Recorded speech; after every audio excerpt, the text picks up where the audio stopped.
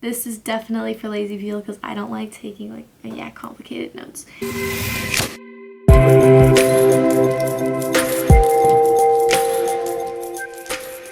Hey guys, welcome back to my YouTube channel. My name is Teresa, and if you're new here, I post every Tuesday, Thursday, and Saturday, so make sure to come back and check it out. So for this video, we are going to be going over how to take good quality notes. We're not going to be going over how to take lecture notes. These are notes for your personal study, like when you're going over your textbook and you're taking notes whilst doing that. And second thing that you need to know, we are not learning how to do fonts or like fancy things. We're just learning how to take the actual notes that will help you in the future when you are needing to study. Okay, with that, let's get into the video. Things that you're going to need are Post-it notes, flashcards, and paper. You're going to need a pencil case. This is mine. I'll put the link in the description box down below. I think it's really cute. It's waterproof, which I just find convenient. I don't know why, but it's really cute. It's big. It can hold all my pens and pencils in the same place, which is just nice.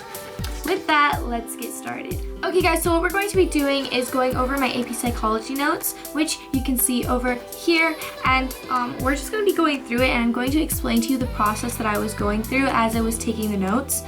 So yeah, let's get into it. So first, I would start off by writing the module or unit at the top of the page. So for example, on here, we were going over Module 27, Operant Conditioning, and that would just be at the top of my page so that I know what module I'm going over. I think it's important to make sure that the numbers are there so that you know where to refer to later on when you are studying. What I like to do in this side column right here is write the page number where I found the information. So for here, it was on page 275, and we're on module 27, lesson 1, and that would just be the title of that section. So then what I would do is I would go paragraph by paragraph and write first the most important thing of the paragraph. So on here, the most important theme was that classical conditioning and operant conditioning are both forms of associative learning. Okay, now there was nothing else in that paragraph that needed to explain that main point of view. Here, I made a small diagram on what are the differences between classical and operant conditioning. I'm not going to draw the diagram now, but as you can see that the chart does explain the difference between the two, which will help me a lot later on when I'm studying. Okay, so sometimes underneath the lessons in the modules, there are different subheadings. So those subheadings, I just slate out without putting anything next to it. So here we have Skinner's experiments. And then I do the same thing going through paragraph by paragraph, finding first what was the most important topic. Then once I find the most important topic in that paragraph, if there is extra information that needs to go through, I will write it underneath that main topic.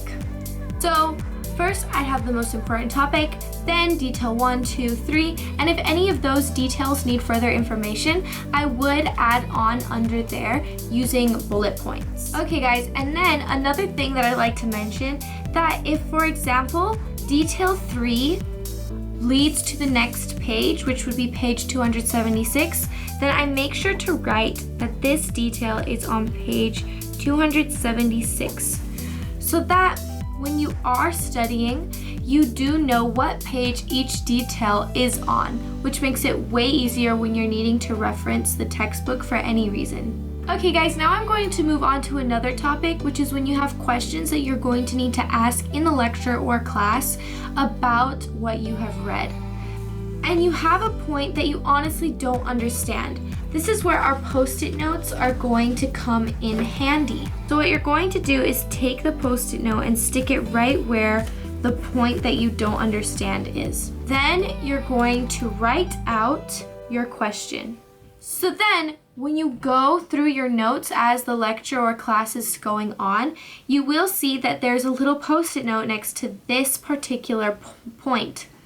Then what you're going to do is ask your question in the lecture, and then you can write down the answer that you get to your question right here. This will be really useful later on when you are studying because you can quiz yourself and then check if your answer was correct. Okay guys, so now we're going to move on to some tips that I have about taking notes on plain white paper. So if you're like me and you're really picky about making sure your lines are as straight as possible, then writing or taking notes on lined paper can be a little bit tedious. So what I like to do is take a blank sheet of lined paper and put that right underneath the white paper that I'm going to be working with. Make sure it's nice and aligned. And then make sure you're taking notes in a bright room so that you'll be able to see the lines through the white paper. This will help make sure your lines are straight. Now, of course, it's not perfect. Right now, the lighting isn't so great, so my line can't be as straight as I like. But you can always go in and fix it up a bit for the words that you see are not aligned. Okay, so that is the end of the video. If you liked it, please give it a big thumbs up and make sure to subscribe to my channel, plus turn on notifications. Remember, I post every Tuesday, Thursday, and Saturday, so make sure to check back. Okay guys, bye!